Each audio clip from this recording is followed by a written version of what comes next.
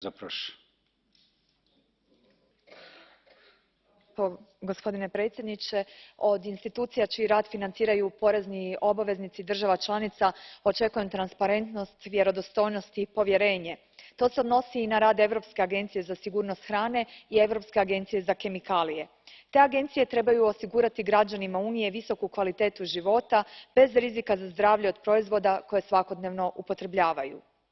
Objava korespondencije tvrtke Monsanto u procesima pred sudovima u SAD u, koja posljednjih mjeseci preplavljuje medije, a vezano uz više od 60 tužbi za narušavanje zdravlja i pojave non-Hodgkin limfoma povezanog s korištenjem aktivne tvari glifosata u sredstvima za zaštitu bilja, poljuljalo je vjerodostojnost američkih agencija nadležnih za zaštitu zdravlja i okoliša zbog sumnje u vjerodostojnost određenih studija koje su se koristile u procjeni rizika.